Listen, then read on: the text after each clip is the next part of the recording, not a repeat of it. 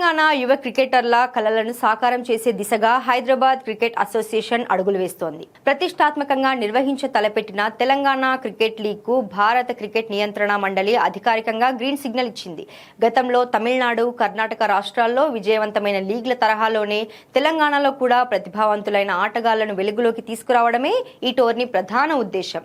ఈ లీగ్ ద్వారా గ్రామీణ, పట్టణ ప్రాంతాల్లోని క్రీడాకారులకు జాతీయ స్థాయి గుర్తింపు లభించడమే కాకుండా ఐపీఎల్ వంటి మెగా లీగ్లలో చోటు దక్కించుకునే సువర్ణ అవకాశం ఉంటుందని హెచ్సిఐ అధికారులు ఆకాంక్షిస్తున్నారు.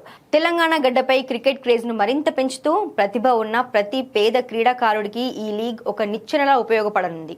బీసీసీఐ ఆమోదం లభించడంతో హెచ్సిఐ కార్యదర్శి జీవన్ రెడ్డి హర్షం వ్యక్తం చేస్తూ ఈ టోర్నీని అత్యంత పారదర్శకంగా మరియు అంతర్జాతీయ ప్రమాణాలతో నిర్వహిస్తామని హామీ ఇచ్చారు.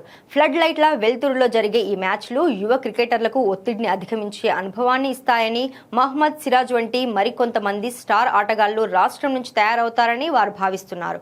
ప్రస్తుతం ఫ్రాంచైజీల ఎంపిక, ఆటగాళ్ల రిజిస్ట్రేషన్ ప్రక్రియపై కసరత్తు జరుగుతోంది. త్వరలోనే ఈ టోర్నీ స్కెడ్యూల్, వేదికలు మరియు ప్రైజ్ మనీ వివరాలను అధికారికంగా వెల్లడించనున్నారు.